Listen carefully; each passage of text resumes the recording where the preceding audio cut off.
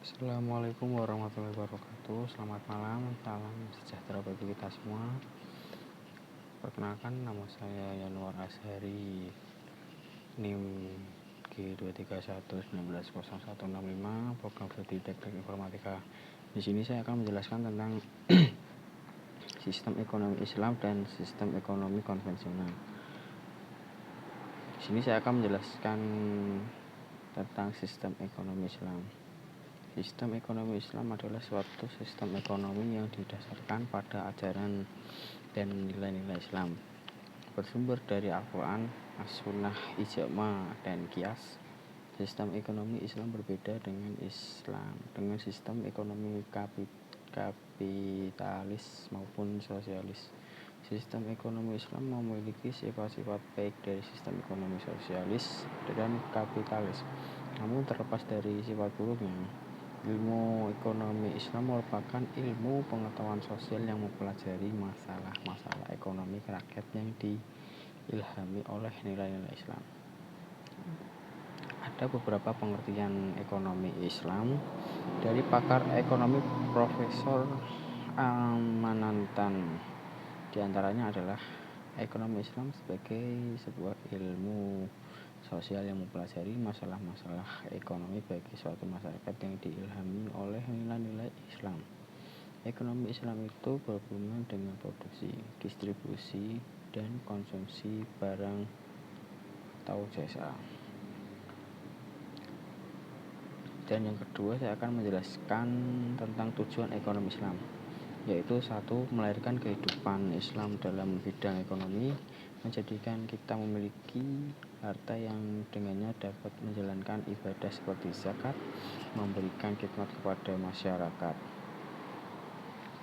Dan selanjutnya saya akan menjelaskan tentang sistem ekonomi Islam konvensional.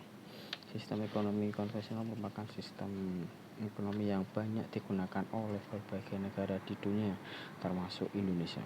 Ekonomi konvensional merupakan sistem perekonomian yang memberikan kebebasan secara penuh kepada setiap orang yang melaksanakan kegiatan perekonomian. Sistem ekonomi konvensional menyatakan bahwa pemerintah bisa turut ambil bagian untuk memastikan kelancaran dan keberlangsungan kegiatan perekonomian yang berjalan. Tetapi bisa juga pemerintah tidak ikut campur dalam ekonomi konvensional. Ada macam-macam sistem ekonomi konvensional, yaitu satu, kapitalisme, yang kedua sosialisme, yang ketiga komunisme. Ekonomi Islam dan ekonomi konvensional. Pengertian secara umum Islam ekonomi menunjuk pada satu kesatuan mekanisme dan lembaga pengambilan keputusan yang mengimplementasikan keputusan tersebut terhadap produksi, konsumsi, dan distribusi pendapat. Ekonomi konvensional. Sistem ekonomi konvensional juga dikenal dengan sistem ekonomi kapitalis, diawali dengan terbitnya buku The Wealth of Nations karangan Adam Smith pada tahun 1776. Pemikiran Adam Smith memberikan inspirasi dan pengaruh besar terhadap pemikiran para ekonomi sesudahnya dan juga pengambil kebijakan negara. Dan kesimpulannya di sini adalah sistem ekonomi Islam tidak sama dengan sistem-sistem ekonomi yang lain. Ia berbeda dengan sistem ekonomi yang lain. Ia bukan dari hasil ciptaan akal manusia seperti sistem kapitalis dan komunis. Ia adalah berpandukan wahyu dari Allah Subhanahu wa taala. Sistem ciptaan akal manusia ini hanya mengambil kira perkara-perkara lahirah semata-mata tanpa menitik beratkan soal hati, roh, dan jiwa manusia.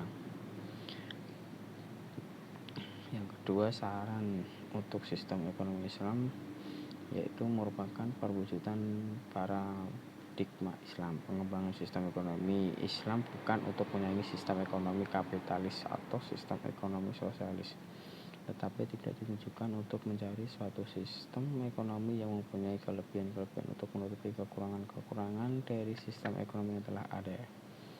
Islam diturunkan ke muka bumi ini dimaksudkan untuk mengatur hidup manusia guna mewujudkan ketentraman hidup dan kebahagiaan umat di dunia dan di akhirat sebagai nilai ekonomis tertinggi.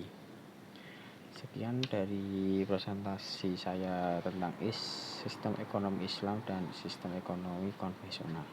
Dari saya, apabila ada kurang lebihnya, saya mohon maaf yang sebesar-besarnya. Wassalamualaikum warahmatullahi wabarakatuh.